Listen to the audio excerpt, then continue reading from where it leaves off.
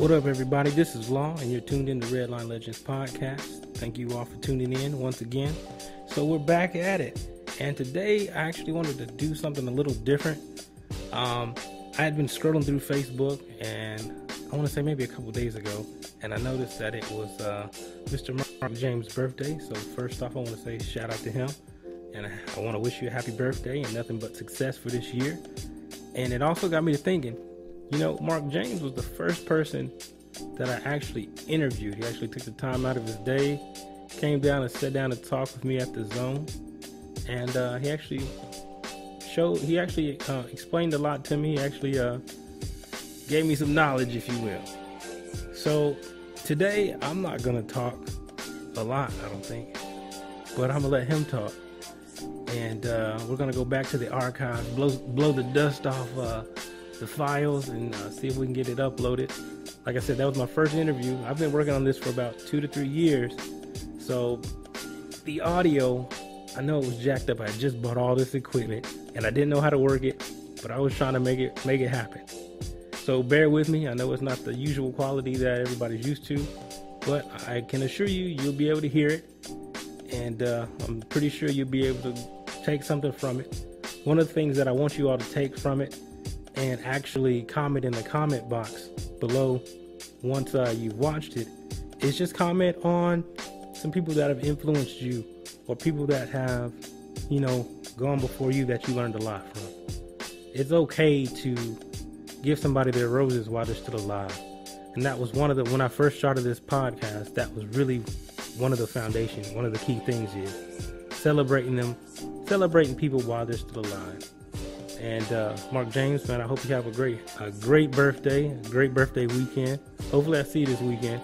I know we got to ride together the other day in the polar bear ride. I want you to know that was I was honored to, and it was humbling to be able to ride with you. Say I got to ride with the legendary Mark James. So, man, I just wish you the best. So happy birthday, and I hope you all enjoy. Make sure that you guys comment, because, you know, the Nashville set has tons of legends. We haven't even started going through them. Tons of legends that have paved the way before I was even thought of, before I was born. So we want to big you guys up and give you guys the respect and give you guys a platform to where we can say, hey, we appreciate you and we recognize everything that you have done. And hey, give you the opportunity to spread some knowledge, or just go back and talk about some of the joys of back in the day. So I hope you all enjoy Redline Legends Podcast.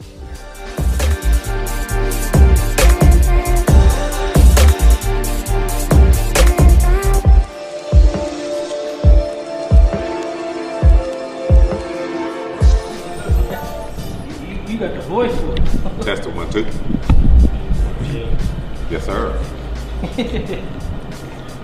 Okay, so I'm back up just a little bit, but we are recording, bro, so you can go ahead and do your thing here. Let's do this thing, man.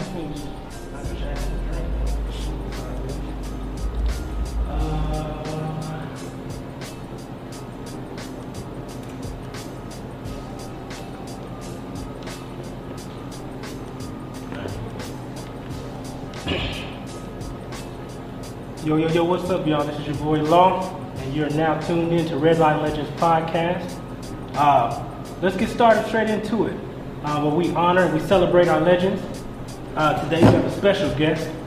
Let me first tell you about how I first met him. I'm a young cat, new to the bike scene, just vested up. I'm coming into a party, and you know there's a lot of guys my age. They came in with mugs on their face. You know how you try to come in, you try to be hard. You walk through the party, greeting people, saying, what's up? Like, what's up, man? What's up, man? And everybody's just kind of stiff. And then over in the corner, you see some lighters. And I go over there, and this guy over there with a big smile on his face, got a Kango hat. Say, hey, man, y'all taking a picture? Y'all need to take a picture? Come get in this picture real quick. That was the legendary Mark James. The first time I met him. Mark James, thank you for coming. You're actually the first person on Redline Legends Podcast. Appreciate it. Thank you, man. Appreciate it. That's what's up, man. Appreciate it. So let's just get into this thing. When I first got on the bike scene, man, I met a lot of people. You were one of the first people that I seen, like I said, and I noticed that you were different because you're a biker, but at the same time, you were one of the people that were taking the pictures as well. So you had like your hand in different things. And that was one of the things that I always admired about you. But let's rewind it back all the way to the beginning. How did you first get into motorcycles? Well, back in 1985, a long time ago, if you don't believe me, ask your mama. I was a kid just like anybody else, and all the guys that was over me was older guys, and I had a mom. I was the only son. I had 3 sisters. So I followed the guys that was on the block. I got to meddle with model cars and started building mini bikes, and from mini bikes building cars. And that's how I got into biking. I was first a bounty hunter when I was a kid. After about 3 years of being a bounty hunter from out south Nashville, I met a couple of guys out north Nashville, road runners, Charles Johnson, Diddley Dew, Alvin Featherston, Wop, Clarence Robinson. A lot of older guys. I kind of didn't have a father, so I fell in their footsteps. So I started riding motorcycles with the road runners. Okay. As far as how old do you think you were when you joined road? I was in 85, and I'm 62 now, and this is 2017, you do the math. Right. What was your first bike? My first bike was a Honda 750. Everybody had one. They was choppers back in them days, and we all converted over to Cafe. That's how I got into racing. What? Racing? Like street racing? Street racing. We all used to meet up at Hadley Park on the side of the road and race on a daily basis. Every day we get off work, that's what our clubhouse is for us, on the street. Road Runners had a clubhouse, Clovers had a clubhouse, quite a few other clubs had clubhouse. El Amigos, where we used to race on Sundays just like we was at the drag strip. Gotcha. Well, let me ask you this. I'm new to the game. I've been in it for now, maybe 6 years, if that?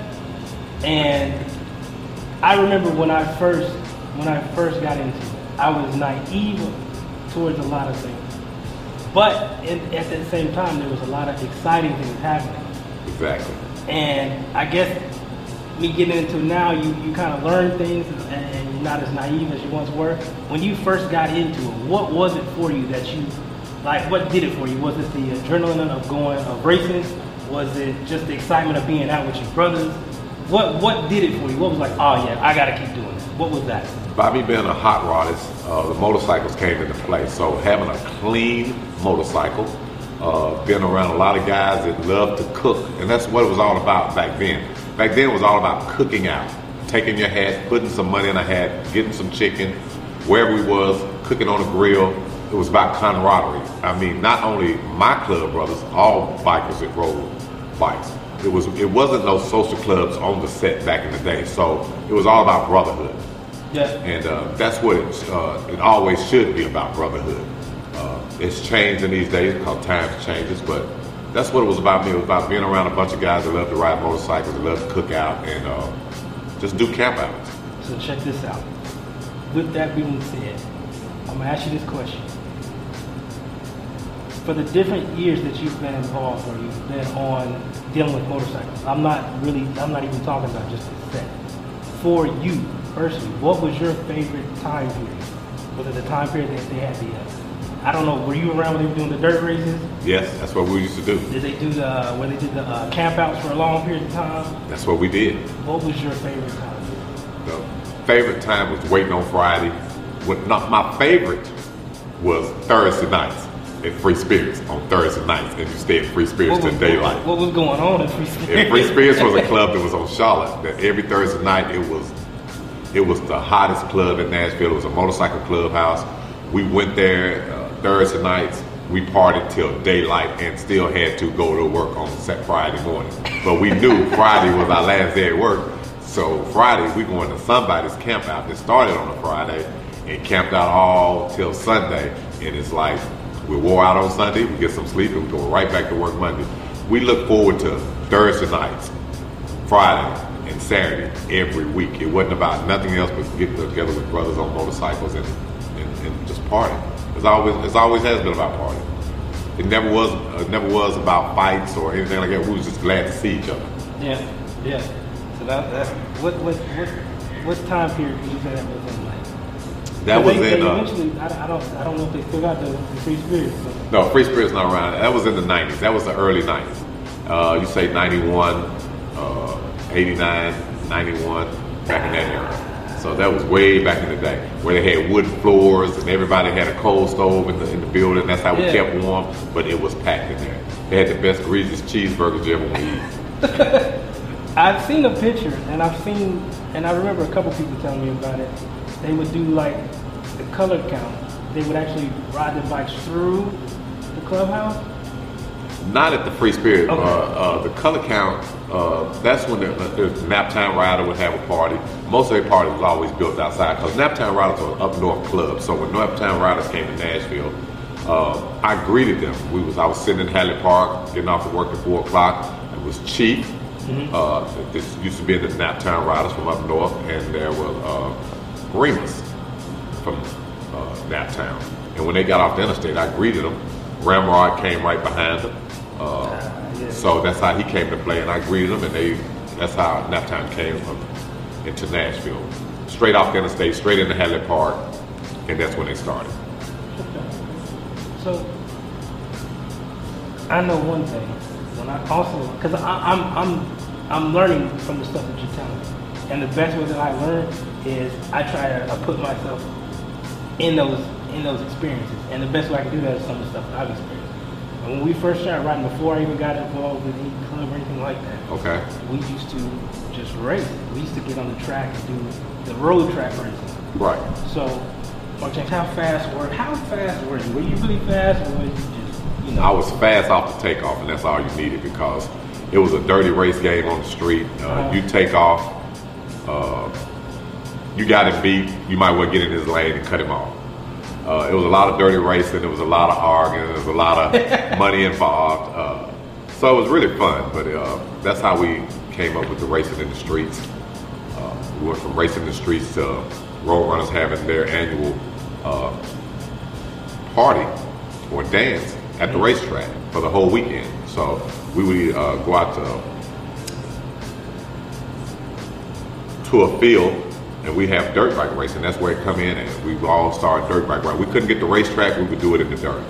And they had bikes for dirt, and some clubs had bikes for the racetrack. Dragons, old school, we all used to race out of Clarksville. In Clarksville, we would put our bikes on trailers and go to Clarksville and race on Fridays and Saturday nights, big money. Right there where the Dragons are at right now. That's over 30 years ago. We were still racing on that street in Clarksville. If we wasn't on the street, we was in the dirt. If we wasn't in the dirt, we was at the Clarksville Raceway, where we would rent that track every year. Wow. So now as we all just matured, when you go to these places, because some of these places, these streets, like you said, they're still around. How do you feel with the newer generation coming in? How does, you look back and say, yeah, I remember when I did that? Or just how do you feel about just seeing all the different things that used to take place and how everything just evolved? Basically, we're still doing the same thing. It's done got political now than it has been in the day. It never was political. It never was a board. There never was nobody tell you to do this, nobody tell you. You knew because you was brought up under a club. When you was a probate, you learned from that. It didn't take a board or another club to tell you to do this. Everything was old school. You were brought up under old heads. You were a kid. You were young. You came into the Roadrunners, and we would bring you up the right way. You wouldn't have no doubt about it. You wouldn't know everything that you needed to know. Yeah. And that's how everything was conducted back then. The new generation wants it right now. So that's why it has changed. I'm guilty. We're a microwave generation. Yeah, we're a microwave generation. We want it right now. So, and I sit back and kind of like that moved out of the way from not trying to teach, but every time I sit down on a one-on-one and teach, instead of teaching a crowd, that's what I do. Yeah. To teach a crowd, the young generation that took over, call themselves taking over the set or taking over the bikers, they are like politicians. They want it their way, so therefore they're not going to let you speak the truth because they want it their way. So that's how the difference in the years have changed. Well, that's one of the reasons why I wanted to do this. I use the term married to the game because I really do have a passion for riding motorcycles, for being a part of it, a part of being a part of a brotherhood. And one area that I did see was that there's a gap between the generations. And what this, primarily one of the main functions of this podcast is to bridge the gap. How do we go back and say, okay, this person has contributed and impacted the community. Not only the community as far as motorcycles, but the community just period. How do we go back and say, okay, we want to honor you. We want to hear, we need to learn from you. And this is kind of one of the platforms that Redline, that's what one of the things Redline is. Yes. So we definitely want to give you the props, the honor, respect, why you here, why I can see you face to face, like Mark James. I appreciate you for the stuff that you did, and I'm pretty sure a lot of people appreciate you. Exactly. So we're gonna change gears a little bit. How did you get into photography and stuff? As a kid, I picked up a camera. The motorcycle was a big platform. Picked up the camera, loved it since day one. It's a passion of mine. I've been taking pictures for over 40 years. I am a award-winning photographer. In 2010, before I retired out of the military, I won an Emmy for photography. Whoa. It's just me clapping, y'all. And big him up. on this, it was a guy called Button Man, came out of Naptown, Indianapolis. He did buttons on the set, and that's the only way you could get a picture. He'd take your picture and he put it on a button. But he was out of Indianapolis. I'm out of Nashville. So when he came here, I liked what he was doing, even though I was just shooting pictures. And I picked up a button machine called Badge a Minute, and I started doing buttons at $5 a piece. And from buttons, it went on from doing small pictures. So I have to give it out to Button Man in Indianapolis, Naptown Raleigh, that taught me the button game. That's when we used to wear buttons on our vests back in the day. I've seen some of those. And I went from that, and I never have put the camera down. In the military, that's what I was, a combat photographer. So I've always had a camera with me. So did you, I mean, looking back now, did you realize it could become this big? And what I mean by big is you impact a lot. Let's put it like this. And this is what I mean. Think about it. From a young cat like us. Think about it like this. We'll throw a party. It'll be a big party on Saturday. Tell me this. Are you not getting inboxed by Sunday, Monday? Hey, Mark James, did you post the pictures yet? I just got it yesterday. This is what I'm saying. I went to work Friday, and this young lady said, when are you going to post the pictures from last night? And I said, it's always that one. They were always asking you, when you're going to post the pictures from last night before I could even get out of the bed. Wait, and look, and from, I've grown a lot, but when we first came, we smelling ourselves. We like the attention from the ladies, and you might be entertaining a couple of them. And think when you be posting them pictures back in the day, you would have, presidents be like, oh my gosh, don't post that picture. Don't post that picture of me and such and such, please. And you look on it, you have the ability to ruin somebody's week by what you post when you start uploading all them pictures. Let me go back to this. Talking about ruining somebody's week. I have went through 3 wives. Ooh. Let's put that out there. I went through 3 wives by being on this motorcycle set. So let me tell you, it's a fun place to be, but you can ruin a marriage just by the motorcycle set. What it brings a lot of fun, and that fun can get you not going home. Back in my day, back in your day, in this day in time, you will not go home. Someone say, hey, why don't you come go with me? You go with them and you sleep, and then you oversleep, and then before you know it, you done slept all money. You're like, what I'm gonna do when I walk in this door? So therefore, don't get it wrong. I've been doing the same thing that you all did when I had a Jerry curl, which I'm bald now. But when I had a Jerry curl, I was the hottest thing on the set, and I was young. So I can go back and talk to relationships that's on the set. As a mentor, I can talk to couples on the set and tell them, the do's and the don'ts of a motorcycle to keep a relationship, because it's hard to keep a relationship on this motorcycle game when you first get into it, because it's so fun, so much fun. There's so many women out here, But if we go back and start by guys getting together, guys doing the guy thing, it would be a whole lot much better. If we just speak the truth on the motorcycle side of it, a lot of clubs would stay together. and stop favoritism. We're like crabs in a basket. We're always pulling somebody down. If you see something you like to do, strive for it. Don't try to pull another person down. You strive for it, and I guarantee you, leave it in God's hand. It will come to you. And that's the main focus on this bike set. If you do everything, put it in God's hand. And I'm reaching back, and you put it in God's hand, it will work a whole lot better than you doing it out of your brain or your heart. If you do it out of your heart, you will do it right. If you do it out of your brain, you're going to do it wrong every time because you're thinking, and you're thinking wrong. So do everything that you do out of your heart. Yeah. And I remember when I first got on, and it's just like, it's mind blowing. Like, to get all that in your face, it's a lot of fun, but it was almost overwhelming, where it's just like, so I can see how with the newer generations, they come in and they're getting this attention, they're meeting new people, they're traveling, they're going to different states, and it's like, oh yeah, I'm the man, and they lose their stuff. They lose themselves. They lose their stuff. And I was a victim of it for sure. And I seen that in you. You know? I seen that in you. And now here we are. I started I was 23, 24, now I'm 31. You're a whole different person. You understand the game now. Yeah. And so that's why I really want to do this, because even as I'm aging, I'm finding myself, like, even at work, I could be working, like, I have a little night job. And it's just like a little side gig where I make some extra money.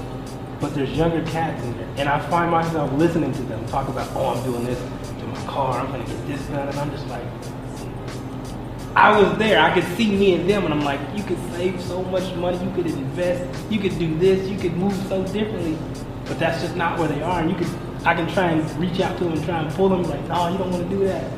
Play this game smart. You can look back and be like, why did I spend $13,000 on this car that it don't even run now? You know what I'm saying? Right. And so it's a need for us to come together. There's a need for us to bridge the gap for the younger cats to understand there's nothing new under the sun. There's things that we can innovate, there's things that we can change, there's things we can add to. We've always got to pay our respects to the people that pay the way. So we definitely tip my hat off to you. And that's what we're going to continue. I appreciate you spending this time with me. Hopefully we'll have a part 2. We can go deeper into some stuff, man. Definitely want to thank you, and thank you for everything that you do for the set, for the community. Definitely appreciate you being on Red Knowledge Podcast. Ladies and gentlemen, give it up for Mark James. Thank you.